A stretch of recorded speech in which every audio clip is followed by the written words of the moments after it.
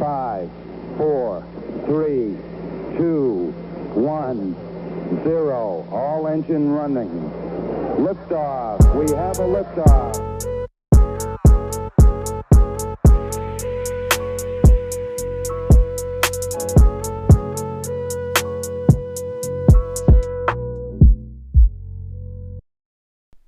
What it do, Lessons and Blessings family? We got another banger for the episode with you guys. Sorry if you hear that creak. That's my chair. I move a lot. If you hear a little rustling, I move a lot when I talk. I can't just sit in one spot and just not move. I have to be moving. So we moving and we grooving into another episode. It's my testimony part 2. Now in my first part, it wasn't like super deep. I did miss a lot of things once I played it back. I was like, man, I could have said this, I could have said that. But nonetheless, here we are. And if you notice, one thing that I am trying to do better. I am working on my enunciation, and I am working on talking slower, because I realize I can get in the mode when I talk really fast like this and you can't really understand what I'm saying, but it flows off the tongue. But I need to talk slower. So that's what I'm going to do. I'm going to talk slower. I am going to articulate what I'm saying, and hopefully it comes out pleasing to the ear, smooth off the tongue like butter. Alright, so that's what we on. So here is part 2. We're about to jump right into it. So we actually gonna not go into like straight into college, because I think there's a few minor details, or major details if you want to call it, that led to me picking the college I'm going to, and me playing the sport that got me to the college that I'm going to. So we got to flashback a little bit into pretty much back into my childhood again. Sorry, you thought there was going to be part 2 all about college, but if you're listening, you already want to listen, so you might as well put your seatbelt on, strap in, and enjoy this ride, because we're about to go all over the place. Alright, so I'm going to start with, I went to college to play tennis. And how I started playing tennis was one of my cousins, Kendall. He bet me in middle school, in 6th grade, and he was in 7th grade. And you couldn't play tennis at my middle school until you got to 7th grade. And he was playing, and he came up to me, he's like, "Hey, Shell, I bet you can't beat me in tennis." And me being, the typical 6th grader who knows everything, who's better at everything, I tell him, "Boy, you suck. I will beat you. You're not good at anything. So let's play." So I go out and play. I lose, but oddly enough, that kickstarted my love for the game of tennis, right? So when people always ask me, "How'd you get into tennis?" I say a bet. They're like, "What?" And that's the bet. Like, he bet me I wouldn't win. I mean, he was right, but that kind of jump started my career in tennis. Thank you, Kendall, if you listen to this. Thank you, bro. I really appreciate that bet, because that really propelled me to get to where I needed to be, bro. You were doing the Lord's work. You didn't know it yet, but you were doing the Lord's work, and we appreciate you. So anyway, another sport that I played growing up was golf. I played golf since I was about 3. And so my junior year of high school, when that's usually the time where you start to get recruited. If you're a much better athlete than I was, you probably start getting recruited a little earlier, but per NAIA or NCAA rules, most coaches can't reach out until your junior year anyway. So when I moved schools, my dad told me that, hey, you either need to pick golf or you're going to pick tennis, because you're going to go to college to play a sport, which is something I want to do. I don't want to make it seem like he forced me to play a sport in college, but that's something I wanted to do, and I knew that that was a goal that I had set, and I thought it would be really cool to say I got a scholarship to play sports in college. So I ended up picking tennis simply because I've been playing golf since I was 3. I was a much better golfer. Like, I was probably college-ready golf, almost. I would have been college-ready golf maybe by the beginning of my senior year. And I knew that I was not college-ready golf in my golf. I was not college-ready tennis player. I was not going to be a college tennis player. Oh my goodness, I cannot speak. I'm having a stroke trying to get this thought out. I was not a college-ready tennis player at the time when I was faced with this question. But what it boiled down for me was for a few factors. Was demographic wise, I didn't really like the demographics of, will I be, the only black guy on the team or stuff like that. I mean, obviously, there's the option to go to HBCU or go to a team where there's more representation of my skin color. But then again, those are mostly D1 schools, and I knew I wasn't D1 material. Also, I just didn't want to play golf competitively anymore. It was too much mental strain, and I was like, man, I feel like I was plateauing anyway because I didn't know how better I could get. But if you're an athlete, you know there's always a point in your career where you feel like you plateau, but that's just a hump that you have to get over. And once you overcome that, you realize you have so much more that you have to learn, and you have so much room to grow. But we're going to digress from that. So I ended up picking tennis because it was fresh, it was new, I was still learning a lot about it every day, falling in love with it. Every time I hit a ball, each ball just perpetuated my love for the sport. So poetic, right? So that's how I ended up picking tennis. And then the whole recruiting process was a whirlwind. I visited a few schools. Visited some schools in Arkansas, visited some D3 schools in Texas, visited some schools in Kansas and Oklahoma. And I ended up picking a small NAIA school, which is on a national average, it's equivalent to D2. And I ended up picking that school, Southwestern College. Fear the jinx. The jinx is on. I bleed purple. My blood is no longer red. It's purple. So if you ever see me and I get cut and it's purple, you know why. Alright? The jinx is on. God dang it. Anyway, I ended up picking this school over a few other schools.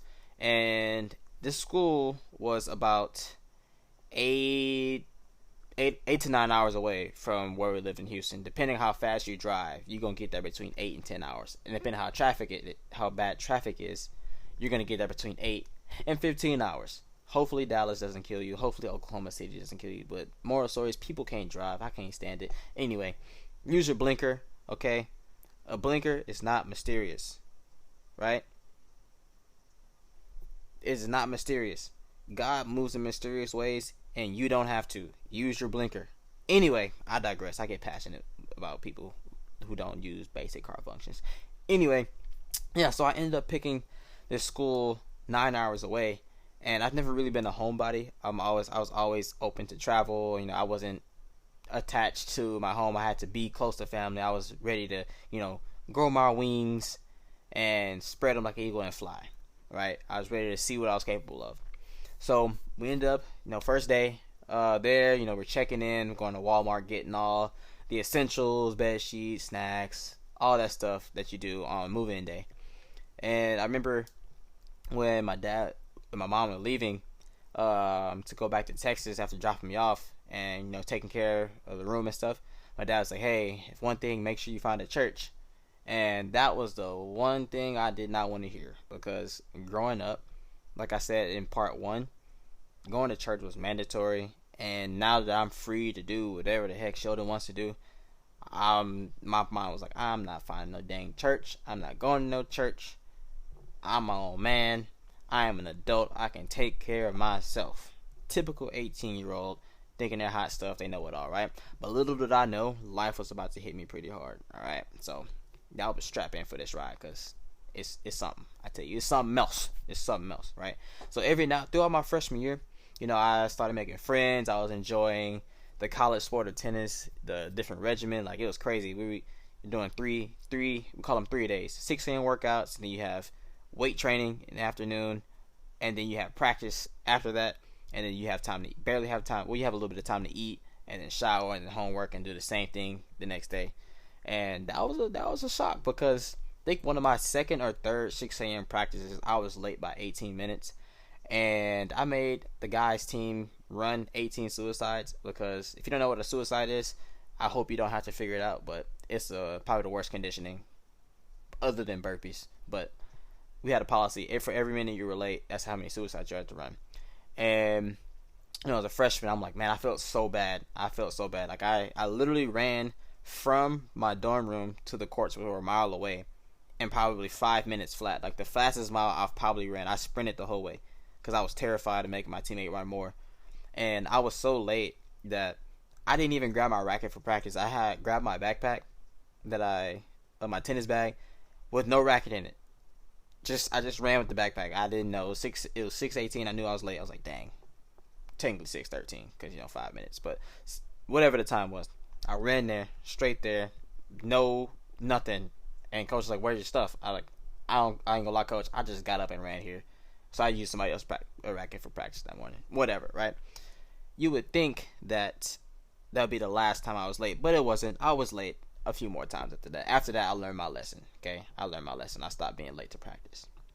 But yeah, my freshman year is starting off cool. I'm meeting all these new people from all over the world. I have international teammates. I'm meeting people from different states, playing different sports from different backgrounds, religious backgrounds, and all types of stuff. So it's a really cool experience for me going in, and I was just taking it all in.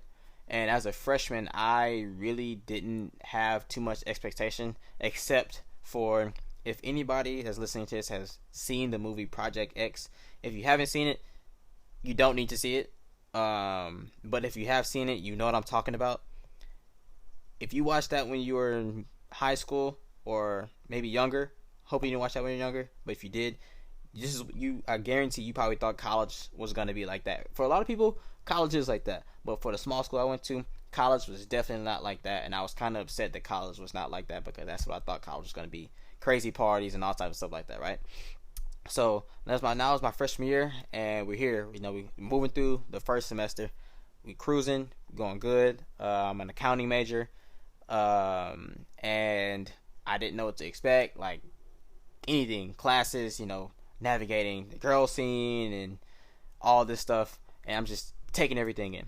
So we're moving and grooving throughout the semester, and it's about Halloween time, and the school puts on this like Halloween week of festivities and all this stuff. And me and some of my friends, we actually went to Walmart and got all these costumes. I was a hot dog. We had a banana in our group, and some other food, right? Costumes. And so that weekend, we knew there was going to be a Halloween party, and it was like, bet we can just wear our costumes to this party. And so that's when the question was posed, hey, do y'all want to drink? Mind you, I've had maybe one drink before, and that was my junior year, and not my junior, my senior year. We were on a cruise. I don't think my parents know this. Oops. If y'all listen to this, well, now y'all know. I actually got drunk for the first time my senior year on a cruise. I forgot about this. My senior year on a cruise with some people, random people that I met, and got drunk with them on the cruise, and it was an interesting experience, to say the least. Especially that I had to see my parents the next day and look at them thinking, they have mind reading abilities. They obviously know what I did last night. My brothers did for sure, because thank God we shared a separate room, because I probably would have got destroyed. But anyway, I did get destroyed, but I would have got destroyed worse by my parents. But I digress from that. So my second time actually drinking and getting drunk was my freshman year at this Halloween party. It was actually at the pregame. So in college, you're broke, you don't have money. If you wanted to drink, you had to get a Four Loko. And if you know what a Four Loko is, bless your soul. If you've been through it, if you drank one, bless your soul. It's like horrible. Horrible. It tastes terrible. It's not as high alcohol content. If that's what you want to do, effectiveness as a freshman, I didn't know what I was doing. I had like $4 or $5. I had one. That's it. Like, it's a tall boy. If you know what a tall boy is, that's how big it is. And the alcohol content in that thing is probably 12-13%. So it's gonna hit you. At this time, I weighed about 125 pounds, maybe. I'm gonna give myself an extra 5 pounds, 130. Okay, I'm gonna give myself 130 because that's how it be. 135 pound man, 5 feet 6 inches tall. Right. I drink this whole thing in probably like 20 minutes, maybe less, because that's what we were supposed to do. So I did it.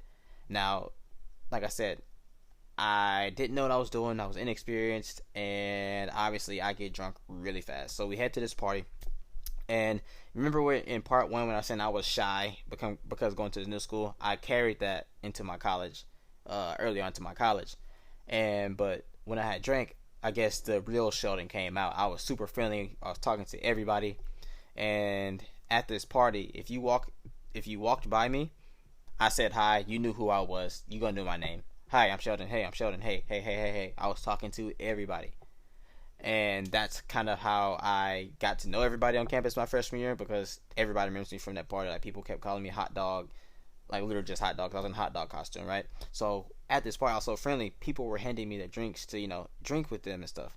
So me being in a drunken frenzy, I didn't know. I was just like, oh sure, yeah, whatever. So I'm drinking. I ended up drinking another whole Fort Loco from somebody else, and all the drinks accumulated from other people. Long story short, I end up blacking out and passing out in this party. Now this is not good.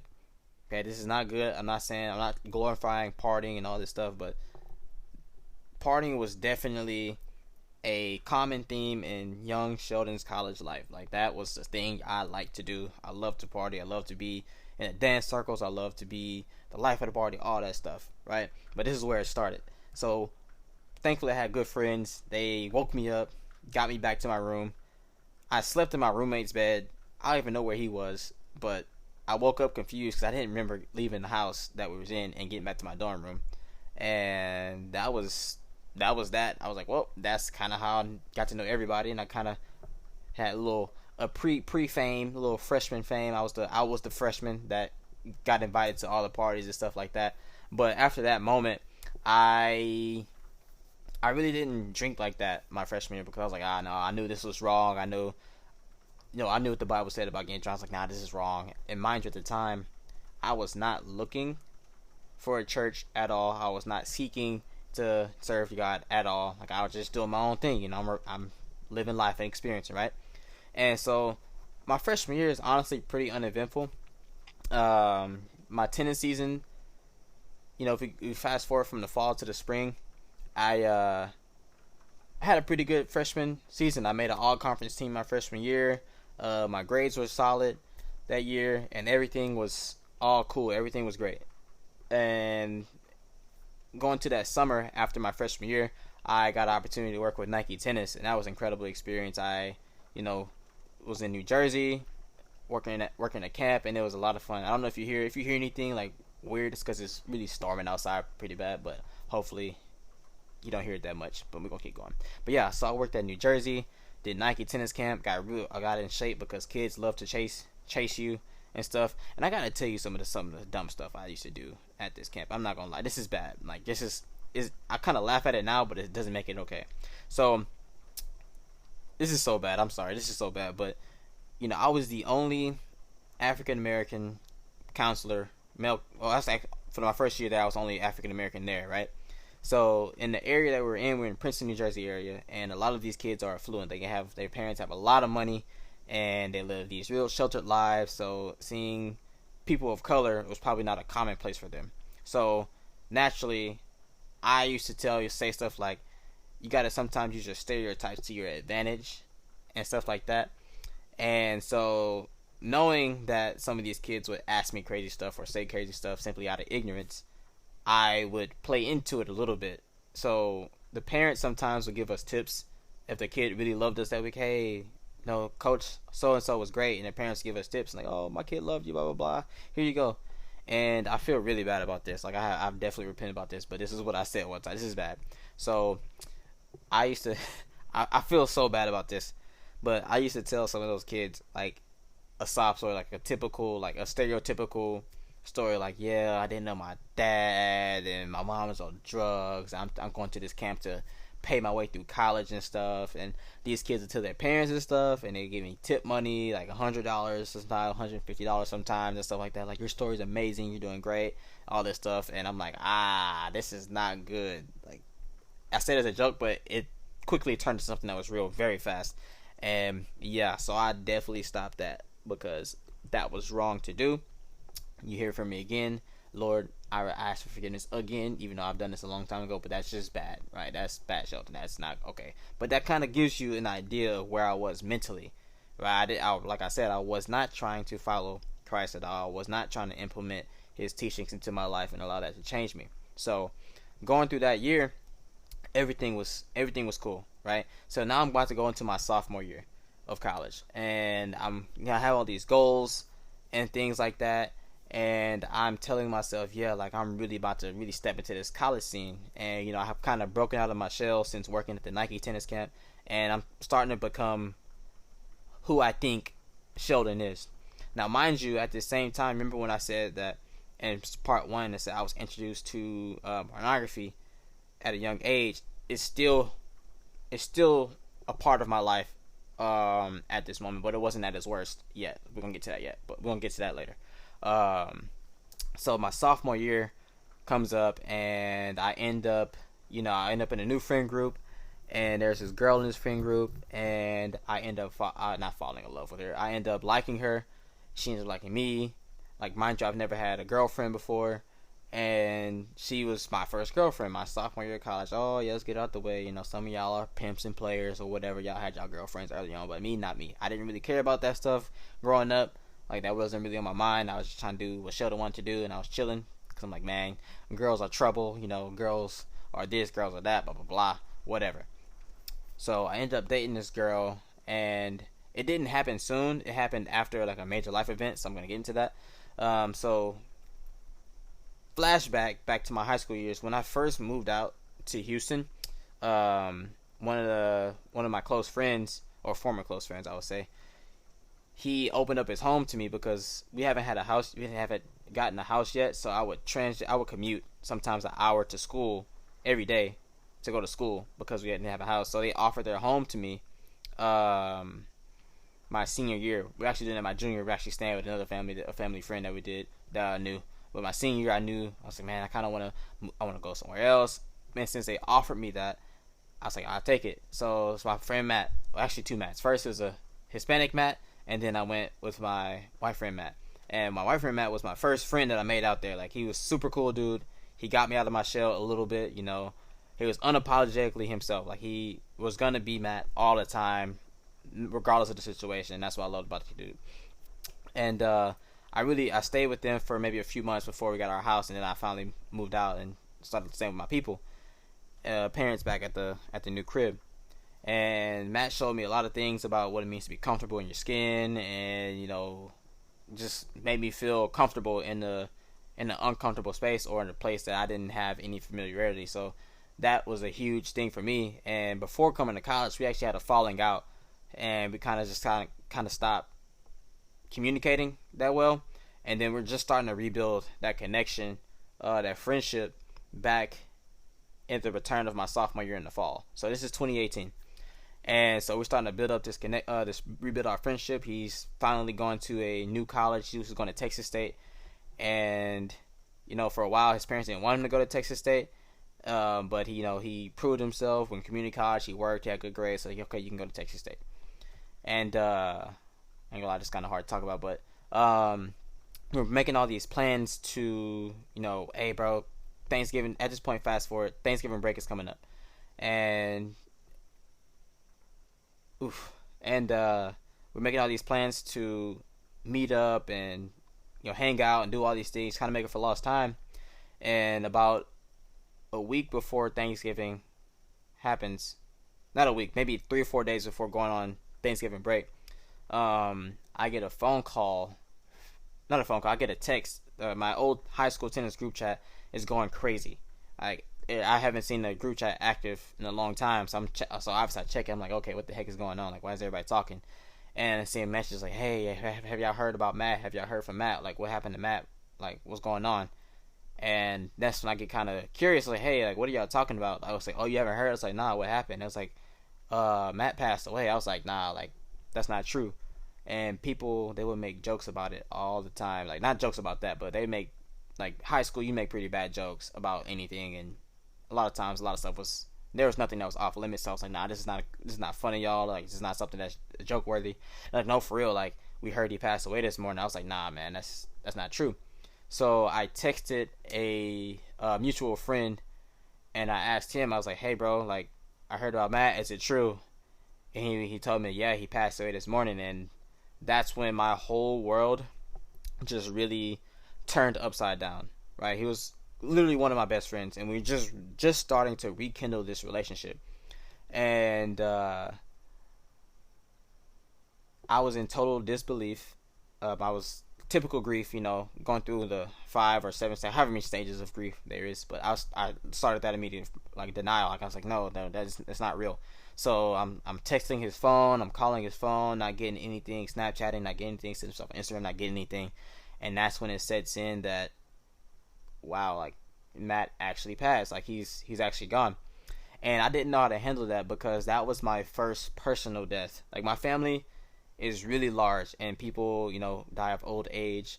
I've been to, I don't want to say a bunch of funerals, but I've been to my handful of funerals throughout my childhood, and most of those weren't really impactful for me because I wasn't close to the people that died, except for my grandpa that died when I was in middle school. But that was my first one that really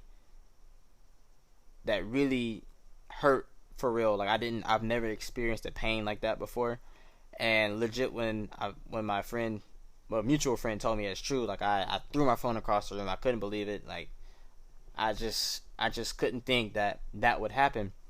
And a few days later, an article comes out of how he passed, and how he passed was he was rushing a fraternity, and on his last day of rushing before being a full member of the fraternity he drank too much, and he went to sleep, and he ended up throwing up in his sleep and suffocating. So in my mind, I'm thinking, how did he suffer such a gruesome and painful death? And at the time, my only reaction was to be angry with God. God, how could you allow my friend, who was a good guy, I put air quotes around that because I'm going to get into that later, a good guy, and allow him to suffer like he did? I don't understand it. God, I'm angry with you. God, I don't trust you. God, you're not in control. God, how could you do this? Right? So now that I'm experiencing this for the first time, I don't really know how to handle it. The only thing I know how to do is to self-medicate or self-soothe. Essentially, it's self-sabotage, essentially. And this is where I really started drinking really heavily. I would drink probably 2 or 3 days, be drunk 2 or 3 days out the week, and this is like getting past in between midterms and finals when all this happened.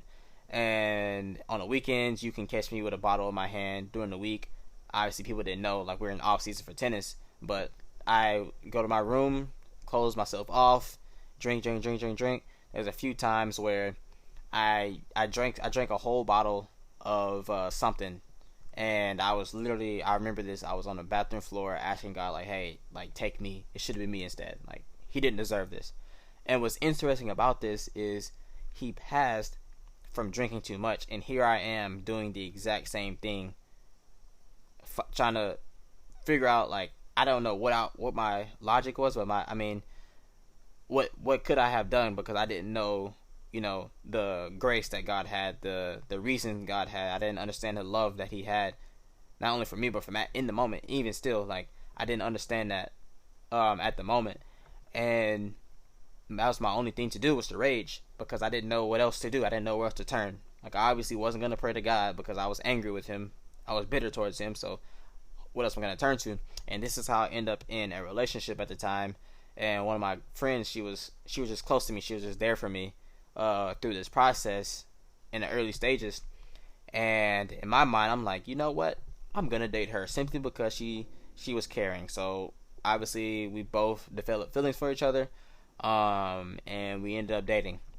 Now, in this first relationship, this is where a lot of things take a turn for me in the sexual side of things, because, and like I said in part 1, it was only pornography. But then what happens when I'm introduced to the actual physical, real side of the human body in that way? And she introduced me to those things. I can't blame her for anything, but I could have said no.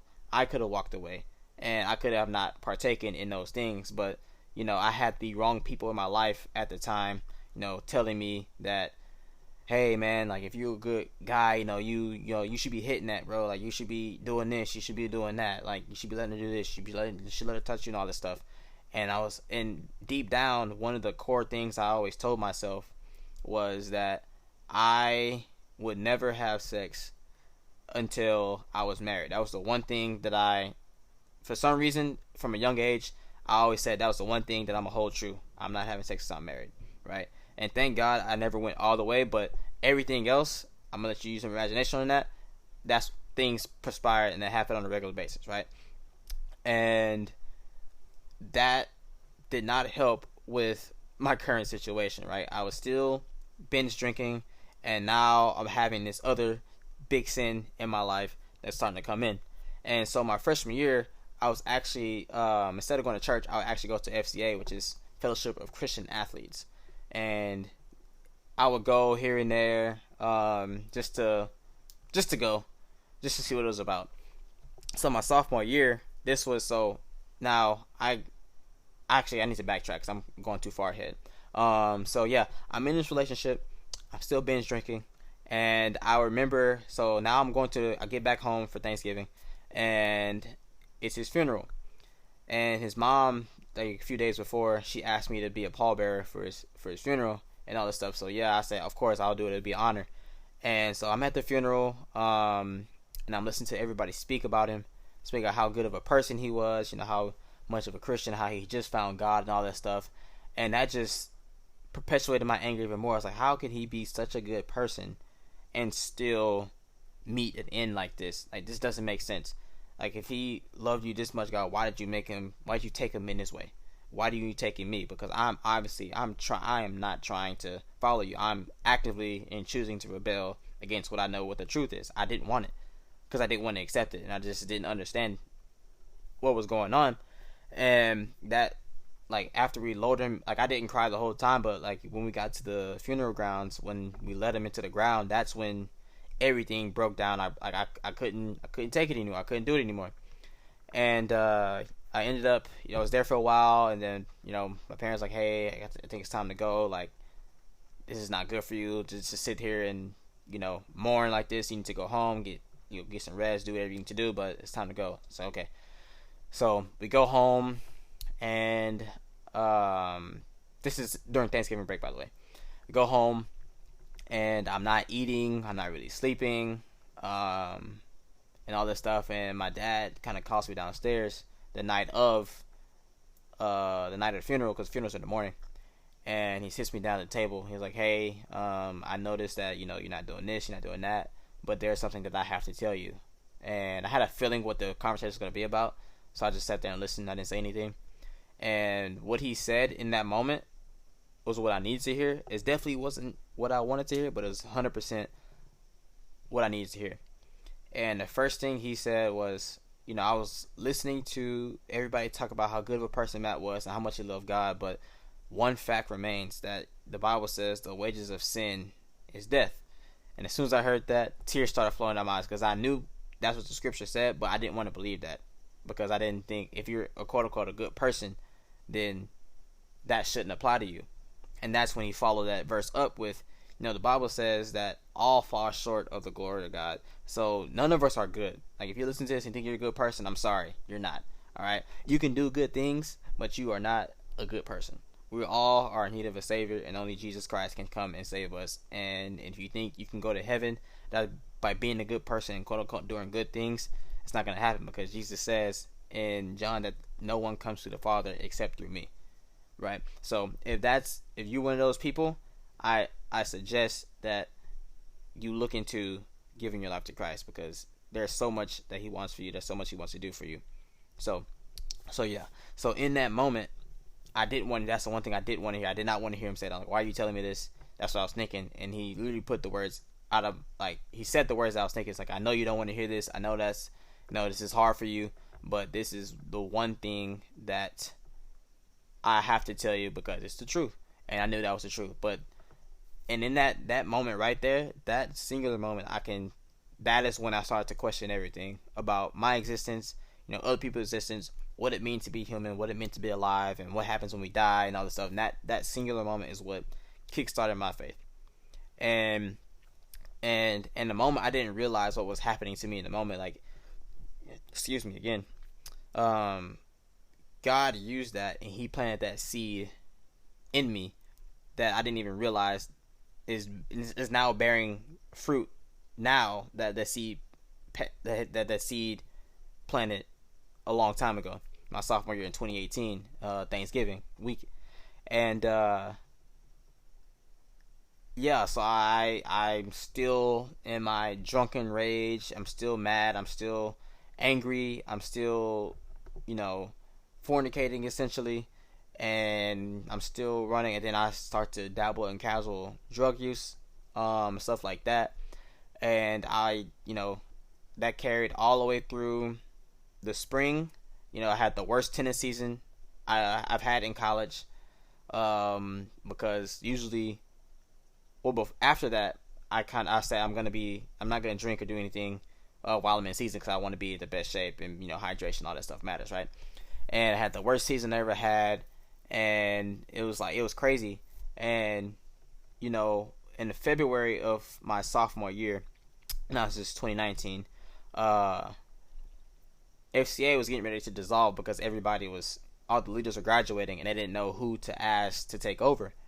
And one of the leaders approached me and was like, "Hey, I remember you coming to FCA back when you were a freshman, and you seem like a leader. You seem like a type of person that could actually lead this thing. Are you interested in taking over as president?" And without a hesitation, I said yes. Now, when I said yes, I immediately thought, why the heck did I say yes? Because I knew that I was living a life that was contrary to what God has called for me. I knew that I didn't want anything to do with that. But in that moment, I said yes without hesitation. And the crazy thing is, I didn't back down from it. So, like, when I was in the deepest part of my sin, God was still reaching me in that moment. Like, I still, to this day, cannot, understand why I said yes without thinking about it or all that stuff. But that was 100% God intervention. That was a God thing to propel me to say yes, because I knew deep down in my heart what I was doing was wrong. I knew the lifestyle that I was living was completely wrong. And because of that, I knew that I couldn't do this ministry opportunity to my fullest extent, because I even tried. I had a 4 or 5 friends there, and they knew the type of lifestyle I was living. The girlfriend at the time knew the type of lifestyle I was living. So I couldn't, talk about things that I was doing. I had to talk about things that I wasn't doing. And at that time, it wasn't much. So it's really not much to talk about, because I didn't know the word, and I knew I wasn't living a double life. And one thing that having the foundation, that church background, did for me was I knew there was a line that I did not want to cross. And I did not want to blaspheme Christ, and I did not want to be a hypocrite. Essentially, that's what I was doing. But I did not want to fully be a hypocrite and preach one thing legit and then live a different, separate life. I knew I did not want to cross that line. So I knew that's something that, the wheels are starting to turn in my head. And, excuse me again. Oh my goodness, I'm burping a lot. The wheels starting to turn, and that's when I are starting to think to myself, maybe I should, look into this faith thing a little bit more seriously. And the school year ends, summer rolls around, and the first few weeks that I'm home, I'm in my room, I'm looking in the mirror, and I just do not recognize myself. I do not recognize the person that is looking back at me through the mirror. And I had the inclination to pray, and that time I prayed. I couldn't tell you the last time I prayed before then, but it was months. And I prayed that, hey God, if this relationship is not for me, show me, because I realized I was becoming something that I said I would never become, and I didn't recognize myself. I didn't like that. So that was my first time praying, and sure enough, literally within that week, I think within the day, something happened inside our relationship, and I realized I can't be with this girl anymore. I gotta end it. I have to break it up. So I sat on it for a day or two, because I didn't know how to do it, and it was hurting me because I knew I was gonna hurt her. But I knew that's what I had to do. I had to step away from that, because it wasn't God honoring at all. And I ended up breaking up with her, and I felt so bad about breaking up with her. Literally, I got back with her the next day, and then a week later, I was like, nah, I can't. I'm sorry, I had to break this off for good. I think I just told her I don't see a future or something like that at the time, because I didn't know how to tell her that God told me that to end this relationship. And yeah, because she knew I wasn't following, because of the things we were doing throughout that whole year. And yeah, so I ended that relationship. And when I ended the relationship, I ended up going to work again in New Jersey for Nike Tennis again that summer. and it was a good time. But there's also then, but guess what? I still had these underlying things that were hindering me. Like I was still drinking on the weekends and partying and stuff like that. Like the pornography thing is rampant now at this point, because when I was with her, I wasn't viewing that stuff because I was doing that stuff, right? But now that that thing is gone, just how your brain works, your brain needs that. It wants to make patterns, and it needs those patterns to function properly. And when you take that thing away, like my brain is like, hey, you need that same dopamine hit that you're getting with so and so. So in my mind, I was like, the only way I know to do this is to feed into it. So essentially, like it went from before the girlfriend, it was an every now and again thing. But now that I've experienced what God meant for marriage prematurely, now I'm craving that. I am craving that. So it goes from a once in a while thing to almost an everyday thing that sophomore summer. And it got to a point to where it's like, man, like I genuinely cannot stop. I cannot stop watching this stuff. I just can't. And I've tried to cut it off, but I couldn't do it. I was lying to people about what I was doing, and making excuses not to go places, and just so I can sit back at home and watch it. And that's one of the dangers of it. You don't realize, or just in sin in general, sin does not quench. Sin does not have any boundaries. It would take everything from you before you realize it is taking everything for you. So it would make it seem like it's almost too late. But we serve a God that can redeem you from anything. But I realized like I needed help. I couldn't do this on my own, and that's when I actually started to pray a little bit more and ask God to, like, hey, help me in this, because I cannot help myself. Like this problem is something that I can't do on my own. I've tried. I'm weak. I can't do it. And I saw a little bit of breakthrough there. I was cutting down on it more and more and more. I didn't cut it off cold turkey yet, because I realized that I actually, like, to be honest, I enjoyed it. Or at least that's what the sin did, or that's what the sin did in my mind to make me think that I enjoyed it. So I couldn't cut it off completely. And so in that, that stayed with me. So now we're going to enter my junior year. And my junior year is like, yeah, like I'm telling myself, yeah, I'm not going to date. I'm going to start going to church again. I'm making sure that, we can do this FCA thing legit, and we can do a whole bunch of crazy stuff, right? And I was going through that semester with good intention. I was praying and doing all this stuff, right? And the first thing I said, I wasn't going to date, and guess what? A new girl on the tennis team. I ended up dating a freshman literally within a month of school starting. So the first thing I said, I failed at. Okay. Then I said, I'm going to find a church. I actually did find a church, but guess what? I wasn't going. I just found a church. I go whenever I felt compelled to go, or whenever my friends wanted to go with me.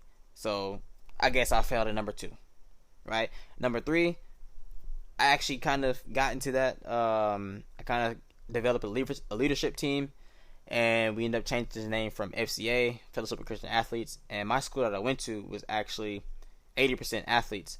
So we wanted to reach the people that weren't athletes, and people were coming to us saying, hey, I don't think we can come to FCA because I'm an athlete. It just fell out of place. So we brainstormed, we sat down, and everything, and we ended up coming up with the name of Impact. And so FCA became Impact, and it really started off with a bang. Like, when our first meeting had 30 to 40 people, and there's only 600 people on campus, to me, that was a win. I was like, yeah, this is it. We're really doing the Lord's work now. Excuse me. And so now, in a junior year, it's a fall season. I'm not drinking or partying or anything like that. But as soon as the season ended, what did Sheldon do? Sheldon starts to party again. Sheldon starts to drink again. And I was going at it, like, not slowing down. I was, hey, party this weekend, you better turn up. Oh, I'm there. Like, you don't gotta worry about me. I'm gonna turn up. You ain't gotta worry about that. I'm in there. I'm in there like swimwear. Like, if there was a party, I was there. If we was drinking, I was there. And same thing. But at the same time, I'm still trying to lead a ministry. And the same thing that I said in my sophomore year, we were only going over things that we were not doing ourselves. Again, being hypocrites, something I did not want to be. We were being hypocrites, right? And the crazy part is, like, all of the leaders that I had with me at the time, we were all indulging in the same thing. We were all struggling with the same things, right? Like, all the guys that were in my leadership group at the time, we were all struggling with pornography. Yes, that's crazy. We were all struggling with alcoholism, which is crazy. And I find it very interesting that we were all, like, God placed us together, although we didn't do the fullness of his work that he wanted us to do, but he places in each other's lives for a reason. Like, I'm still really close with those guys today, and by the grace of God that we've all turned from that sinful lifestyle, but that didn't come for years down the road. Yeah, so we're all serving, or we're trying to lead this ministry and live this double life, and we were doing it well. Like, we're doing it really good. Like, people didn't, we weren't out. The way we taught people, it was attractive, right? We would come in, we talk about some stuff. Because we partner with a church that provide food, so obviously people are going to come for the food. We give them a little bit of the Bible. We do a few worship songs and this and that, right? We're doing what we thought was right, because we weren't really studying the Bible for ourselves. We were just, finding a devotional or a course packet that we can just follow, fill in the blank type thing, and you can go about your separate ways. And looking back at it, this happened for another 2 years, right? But looking back at it, I was having a conversation with my friend, and he was telling me about how he had another conversation with one of the people that would go, and he was saying how impact actually made an impact on her life. And I was like, man, like, I was just thinking about how much more we could have done with it if we would have actually done or actually lived the life that Christ wanted us to live. But at the same time, like, God was definitely still in there. It didn't seem like it, but God was definitely still in the mess that we're in. Like, I'm not encouraging anybody to step into ministry and actively live a life apart from God. But if you are in that situation now, I suggest that you stop living a rebellious life and live a life that's pleasing to God. Because did we do some good things? Was God there? Did God reach some people? Yes. But could we have done infinitely more if we would have actually done or if we actually would have just implanted the love of God on our hearts and live a life that God wanted us to live? 100% he could have done way more, but he was definitely there. But if you find yourself in a situation right now, turn from your ways, man. Repent from your ways. Lady, man, like, repent, turn from him, and then watch what God can do in your life. But so I'm gonna continue. So we're doing this going throughout this the whole semester. Whole semester just partying and living in sin and all this stuff. Now, with this new girl that I ended up dating, I was telling myself, okay, I am not going to introduce the same things I did in my last relationship into this relationship, because I actually, quote unquote, want to do things right. And I upheld that part of the bargain. But in this relationship, because what I knew relationships to be from my last one, I knew that eventually this is going to have to happen eventually. So I'm really thankful that every advance I made towards her, she said no. I'm really thankful for that, because not only did that protect her, it did protect me in that as well. And so that relationship, quote unquote, was not godly, really. Like, it was always pushing boundaries. How far can we go without going too far, or this and that, right? And so now it's December. School is about to be out for the month for Christmas break, and a friend of mine, he's like, hey bro, have you heard of Passion? It's randomly. I was like, nah, I don't know what Passion is. He's like, oh, it's a big Christian conference that happens in Atlanta over New Year's. I thought it'd be dope if you go. Like, I'm going with a whole bunch of people from my ministry, and if you pay for your ticket, your plane ticket, and your event ticket, everything else we cover. Like, we got you with food, and we got you with the hotel and all that stuff. Like, that's all you gotta do is pay for your ticket and stuff. And I was like, yeah, bro, I'll give it a thought. I was looking at, videos and pictures and stuff. Like, man, like, this is dope. Like, it's a lot of people. It happens in Mercedes-Benz Stadium where the Falcons play. And I realized, man, I've never been to anything like this as a child. I never did church camp, so I didn't do church conferences and stuff growing up. It's like, no, this would be a really cool experience. And I saw when they released the lineup of the speakers and the musicians that was going to be there, I was like, oh, dope. Like, all of my favorite Christian artists were there, like Andy Mineo, Lecrae, Trip Lee, Tadashi. Pretty much all of 116 was there. And so I was like, bet, I'm definitely going to hear my favorite artists in concert, essentially, right? So I ended up going to Passion. It's December, end of December, and I'm going like during this, like in 3 sessions where you do a like worship, word, worship, word, worship, word in the session with worship, right? And so we actually brought in a new year there. They dropped the ball. It was an incredible thing. If you know me, ask me to see the video, the ball dropping. It was great. It was incredible. Like fireworks and light show and all that stuff. It was dope. And so the next day, the session started early at like 8 a.m. or something like that. So I'm getting there. We're tired from the night before because we didn't get back to the hotel at 2. We had to eat and then to get it back up the next day to go to Passion and all this stuff. And I'm falling asleep in the sessions. Like, some pretty solid teachers were there, but I didn't take any notes. I was falling asleep during the sessions. I wasn't paying attention to the worship, to the words.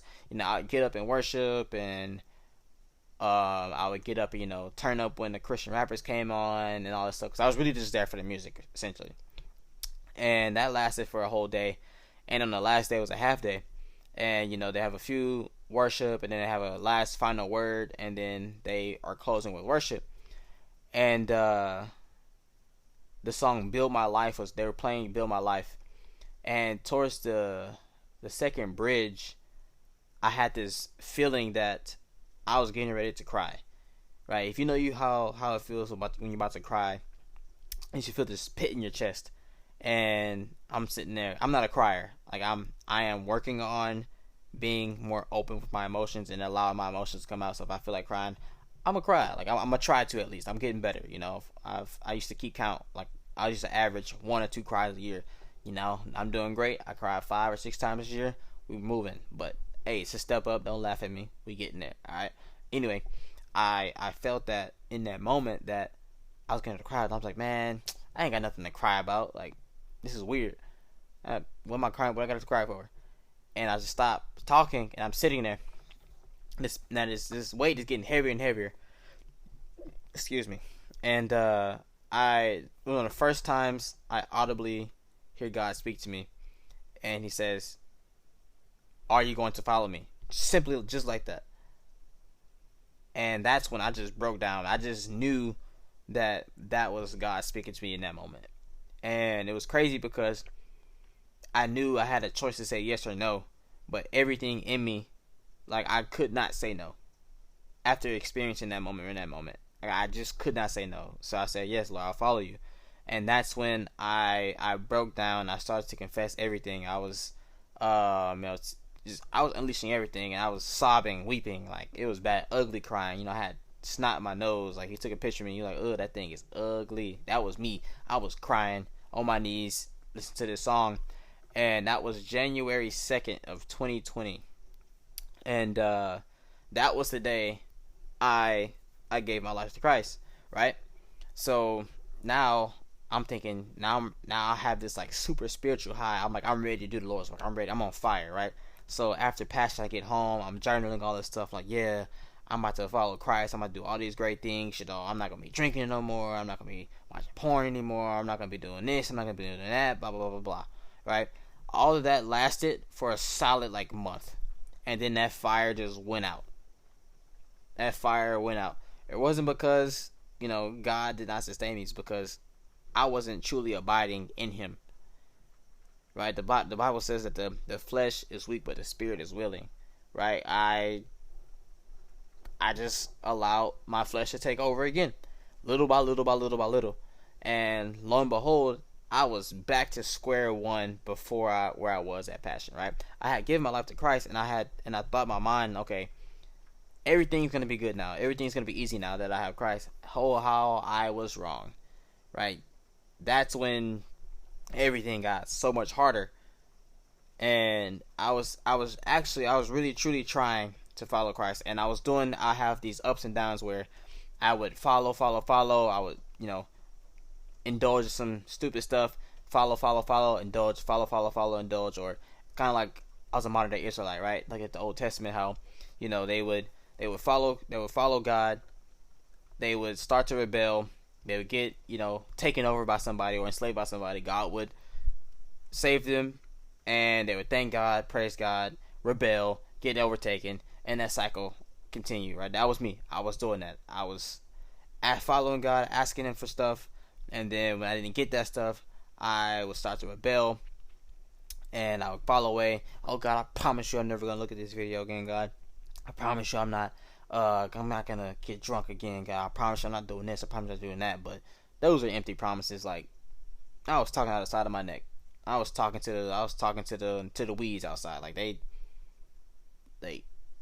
had no truth behind that, no conviction behind those statements. It's just I was saying that because I knew what I was doing was wrong, and I started to develop this perfectionism. Is something that I learned at a young age. Is where we have to be perfect. You have to put on your perfect self. In reality, God does not want our perfection. God just wants our heart, and I did not realize that yet. So throughout that time, tennis season is going great. We actually won conference for the first time on the men's side since 1970. We went undefeated in conference. I got my ring. I'm still super excited about that. I was lit. I was like, yeah, let's go. Unfortunately, we ended up losing the conference tournament. We never made it to nationals. Sad day. I still get kind of emotional about that. It kind of hurts still. That was great. The semester was ending cool. Everything was dope.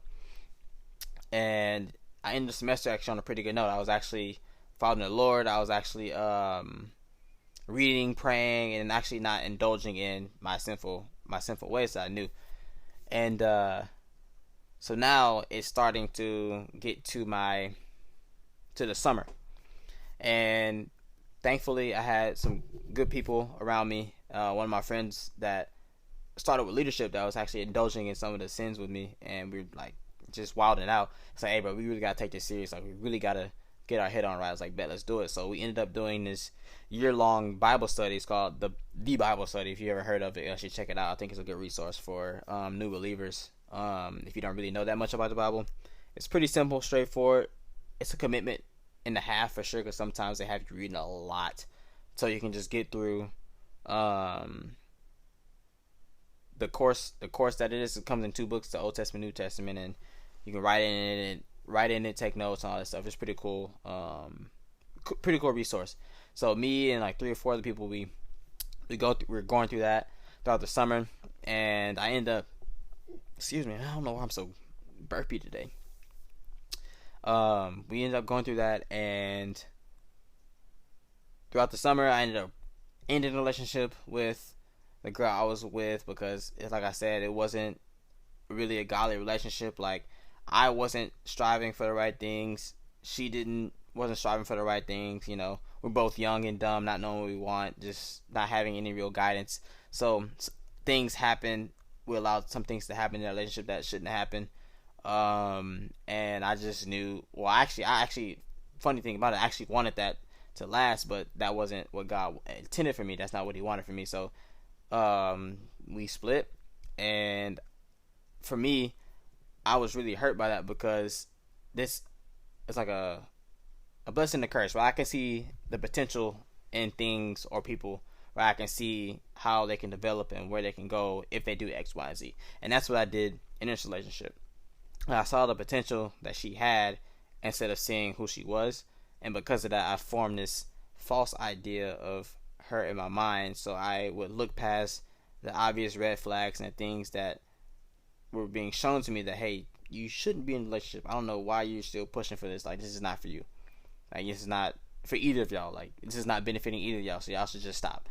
And I was like, nah, I see who she can be. I can help her grow, help her do all the blah, blah, blah, blah, blah, all this noise. And what that did for me is it's like, I essentially fell in love with the potential or idea of who she could be, and not actually for who she was. So when we broke it off, I was crushed, because I couldn't understand, like, I didn't see her for who she was, so it didn't make sense because I knew her just, just great, powerful, woman of God and all this stuff, blah blah blah. But that's not who she was at the time, and that hurt a lot in that moment. So I didn't know what to do with all that high strong emotion. So guess what I do? I go right back to the things that I knew I was not supposed to be doing: drinking, viewing things I'm not supposed to be viewing. Like, the music I was listening to at the time was not healthy for me. And I fall right back into the grips of pornography again that summer. And I'm just like, oh, bro, Sheldon, like, why are we doing this? And I have this, and so this summer, I didn't end up working at the Nike tennis camps that year. I wanted to try to find internships for my degree. I didn't end up doing that, but I ended up working at a local tennis club, that way, so I can get a little cash. So during this time, this is when I said I was like, my addiction came back full force, right? So one night, I have this dream. You ever have a dream that you die in your dream, and when you quote unquote die in your dream, you wake up? Well, I had one where I didn't wake up. So this dream, I thought I died for real. I thought it was so vivid and so surreal. I thought I died for real. And so how the dream started is like, me and my brother were at my grandma's house back in Beaumont, and for some reason we were house sitting. And while we're house sitting, these people break in while we're sleeping, and all I remember is I remember the break in, and I remember us being like held down on the ground, and it's kind of gruesome. If you're a kid, just kind of close your ears. But I remember vividly seeing him getting shot, and then like I feel the sensation on my head like somebody's holding a gun, and I end up getting shot, and then it's like a flash. And in this flash, I'm thinking, I realize I'm dreaming. I was like, oh well, I should wake up. I did not wake up, and I just remember like switching to like a perspective of like I'm a fly on the wall. It's really weird. So I get to see the effects of my death on people around me, like my family, my friends, and all this stuff. And like, I'm going from place to place to place, and I'm like, man, like I actually have more influence, and people actually care about the things that I'm doing more than I thought. People are actually watching me more than I thought. People are paying attention to my actions and my words way more than I thought. And at the end of this dream, I can't take any more of it. Like, to me, it's just too much. So I interpreted the dream as I was standing at the foot of God, right? I'm not saying I was in heaven, but I was standing at the foot of God. And I presume it was him because it's like a huge figure, and I can only see the feet, right? It was white. I feel like I was in a white room with this huge being in this room with me. And as I'm looking down, I say, all right, God, I've seen enough. Like, I want to go see my friend Matt that passed away. And when I said that, I woke up. And I woke up, I was hysterically crying. Like, I was like, yo, I thought I died for real. Like, that was a crazy dream. And that really had me shooken up for like a week. And what I interpret that dream as is that my time here is not done. And God has a purpose for me, and he created me on purpose for a purpose. And that's what I interpret from that dream.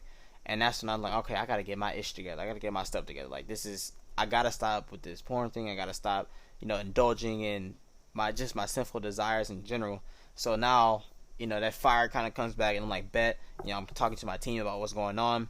And my senior year rolls around, and I'm telling myself, I'm about to have the best senior year ever. I'm definitely not dating nobody. I'm not doing this. I'm not doing that. Right? I'm gonna live this senior year up for the fullest. And this is 2019 in the fall. And so, me and my leadership team, we all come clean. Like, we all confess to each other our sins and stuff like that. And we start working with each other, creating accountability for each other to make sure we're not indulging in things, so we can actually serve the Lord in that way. And we actually start off really hot. Everything's going great. And it's crazy because I said I wasn't going to date anybody. But literally, in that first month, I almost ended up in a relationship, right? And how I ended up not getting to a relationship, it was weird because I realized this is a cycle that the devil's going to try to use to take me from the purpose that God had for me. Like, if you realize something in your own life is when you living in sin, you feel like you're untouchable. You feel like you can't be stopped. But then when that word comes crashing down and you reach out and you cry out and God is there and picks you up, right? The devil wants you back, so he's going to attack you, right? If the devil can't get you to sin, he's going to distract you. And that's exactly what was happening. And with this person, it was weird because there was like when we first started talking, it was great. Like, she was telling me about her testimony and all that stuff, and she was a pretty good girl, but that's not a reason for me to be in a relationship, right? And in there's like a 2-week period where, like, I've never been depressed before. I really don't know what that feels like, but I lost all of my senses, like, for emotion. Like, music didn't hit for me because I love music. I listen to music all the time. Like, for me, if you know me, music, I'll tell you, like, I feel the music. It resonates. Like, a lot of songs resonate with my body, and I can feel every note, every word, and I get a physical response from a lot of times listening to music, like chills, and my hair will stand up. I'll sometimes cry if it's a beautiful song, but music didn't hit the same. Food didn't taste good. You know, I'm at the calf joking with my friends. Jokes, nothing was funny. I legit felt like just a walking sack of human flesh that had no emotion, and that lasted for 2 weeks. And in this 2-week period, I had some pretty tough conversations with her, and, you know, she wanted to date, and I was like, well, look, this is where I'm at. Like, I don't feel anything for you, but I also don't feel anything for anybody else as well. Like, my friends, I just don't know what's going on with me right now, and quite frankly, I don't want to bring you into that and all this stuff like that. And we ended up not dating, which is great. And, you know, when I look back at that situation, I understand that this was God.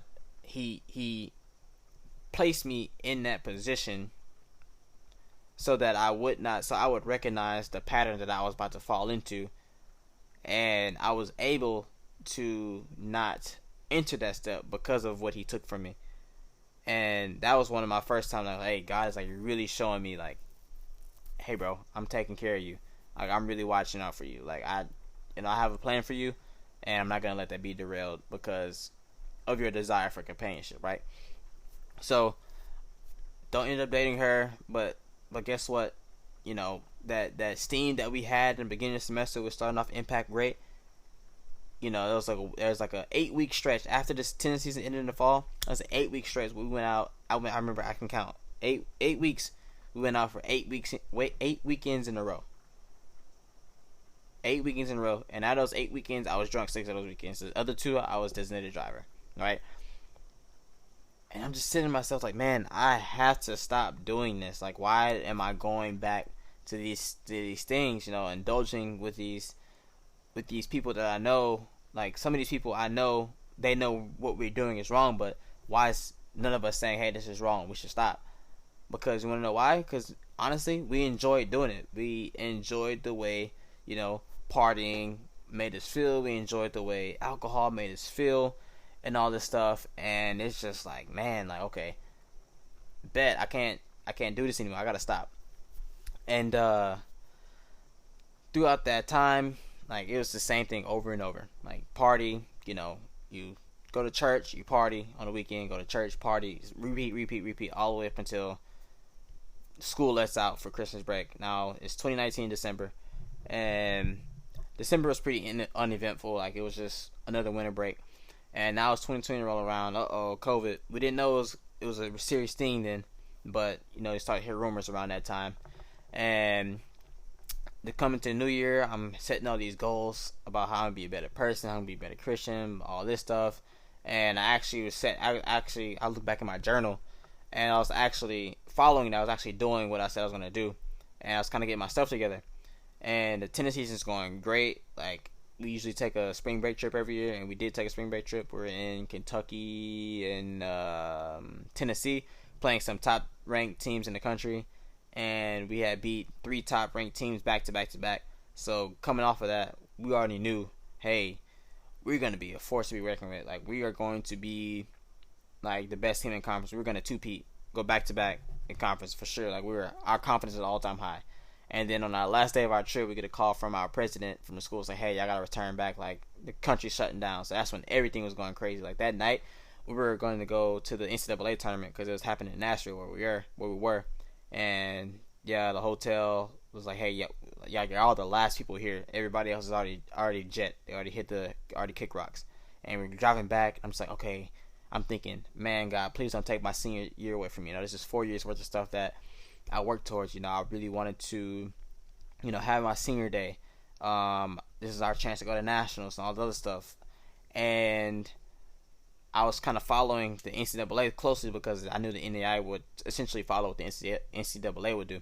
NCAA just canceled all sports for that semester, and then that's when the NAI came in. All sports have been suspended, and that's when I felt like a piece of me left me. I felt lost.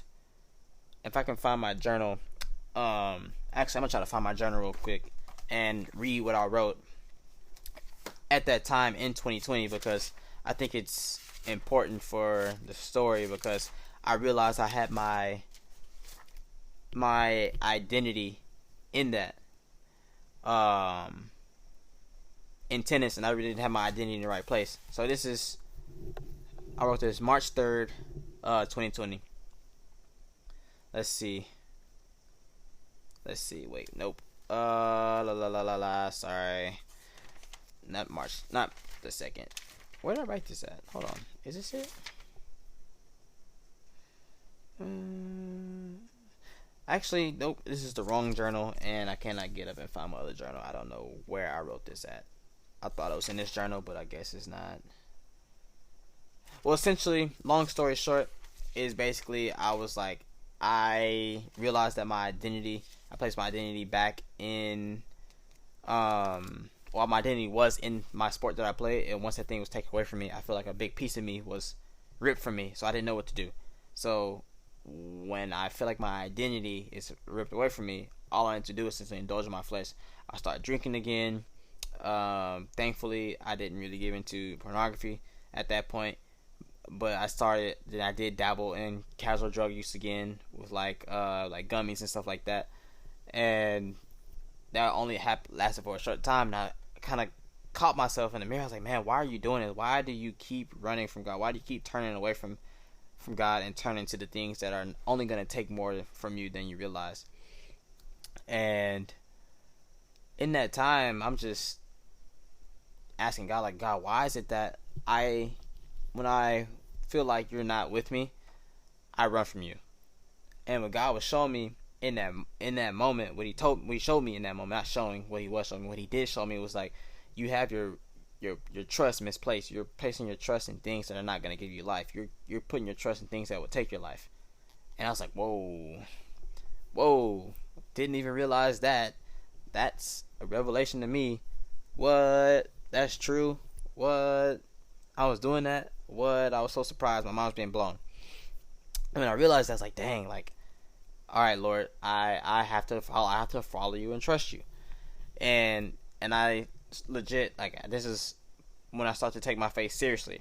Now, granted, I gave my life to Christ January 2nd of 2020. A whole year and 2 months later, now I am finally starting to take my faith seriously. And I feel that is the case for a lot of people. Like, sometimes people get saved at a young age and don't really know and don't start following Christ till years later, right? Or sometimes they hear about Christ at 20, 23, or 22, whatever how old you are, and they say the sinner's prayer and they think everything's all good and dandy. But what needs to happen is if you are in a position to bring somebody to Christ, you have to be there to disciple them. You have to be there to show them what the truth is, what the way is, because once somebody gives their life to Christ, the devil is going to attack them and going to try to bring them back into their sinful nature. And it's really easy for somebody to go right back into their way if they don't have the people around them to lift them up and protect them, but also if they don't know what the word says and can hold on to that. So that's where I realized, I gotta take this seriously. That was a year and a few months later. And I'm now at this point, I'm really reading, I'm praying, and I'm really making sure that I'm doing the things necessary to follow Christ. And in this moment, I'm 20. It's 2020. Graduation is right around the corner. Everything's online. I'm still in Kansas, and now I'm trying to figure out what am I gonna do post graduation. Do I want to go home and work? Do I want to do this? Like, so I kind of knew I kind of wanted to do my master's degree. I wanted to get an advanced degree, and thank God that I had the opportunity to. I was offered a position at my school for a graduate assistant, so that's how I got my master's degree paid for. I ended up choosing that. I actually had another opportunity to coach D1 tennis, but I'm glad I didn't choose that because it was in New York, and New York was one of the worst places for COVID, and everything was shut down. And it was a volunteer position, and granted, would that have jump started my coaching career at the time? 100%. Like that would be the one name that you can drop anywhere. It's at Army Tennis Academy, in upstate New York. Not Army Tennis Academy, the Army Academy, but I was gonna be a tennis coach there, and I ended up choosing Southwestern again to do my master's, and that started the next 2 years of my life. And I really saw God in that moment because I was praying. Like I didn't know what to do. I didn't know which one to take. And the graduate assistant position at the school I was currently at was the first one. And I was thinking about all the pros and cons of both. And I remember calling my parents up one night. I was like, hey, I don't know what to do. Like I really want to take this GA position because I know it's where I'll be comfortable. I know this is where I can still be in a safe environment. But in New York, I'm going to a new place, not knowing how I'm going to make money. I don't know how I'm going to be secure. I'm going to be hours and hours away from home. I can't just drive home. I have to fly. What happens if I get stuck there in a blizzard? And I was thinking to myself, maybe I'm scared to go there because it makes me uncomfortable. But essentially, my dad told me, he was saying that if God opens one door for you, he's not going to backdoor and open the opportunity. If he opens that door, he wants you to walk through that one. So that's what gave me the inclination that I need to be at Southwestern and do my master's. I would keep going into where the summer in between me graduating via PowerPoint because of COVID to me starting my master's in coaching, but I just realized I've been going at this thing for over an hour, so I'm actually going to stop it here. It's actually going to be a part 3. I didn't intend it to be a part 3, but this is going to be a part 3. Post undergrad, going to my graduate school experiences, graduating with a master's degree, and then what that looks like from graduating to where I am now. So I hope that in all this stuff that I told you about my life, I hope that you can find some truth in that. I hope you can find that you can relate with some of the things that I said, and just know, like in Romans 8:28 says that all things work together for those who love God and are called according to his purpose. Right? All things work together for the good of those who love God and are called according to his purpose. Now, like if you break that verse down, all things will work together. Like that's a promise right there. All things work together. Everything work out for good, right? Sometimes our definition of good and God's, not sometimes, our definition of good and God's definition of good are different, right? If you look at the New Testament, the prophets met a horrible end. That was a good thing. They served their purpose. That was good because that helped advance the church. Because the martyrdom of the New Testament prophets perpetuated the church, and it gave people courage and propelled them to do great works of faith. And so for some of us, that might that's not a good thing to die for your faith, but that's a great thing to die for your faith. And I hope one day that you can get to a place one day where you can say that, hey, if it came down to it, I would die for my faith. And we're not going to get too much into that because that's not the point of this episode, but I want to drop some scripture in there and leave that there. But yeah, I thank you for listening. If you listen all the way through, I really appreciate you listening. I'm actually got to get better at my outro. So yeah, so I'm just saying I'm getting better at my outro. I don't even know what I want to say. I'm listing I got my email listed in the bio, in the description. I got my socials listed in the description as well. Definitely hit a follow if you got any questions. If you have any topics you want to hear me touch on, hit me on those things. If you have my phone number or whatever, hit me on that as well. I'm not putting my phone number out here because some creeps out here. But yeah, this has been Lessons and Blessings, and it's Testimony Part 2. Part 3 is coming soon. Alright? Be blessed. Never stressed. Actually, never stressed. That's not almost possibly never stressed. But be blessed and be a blessing to those around you. It's your boy Shell. I'm signing off. Peace.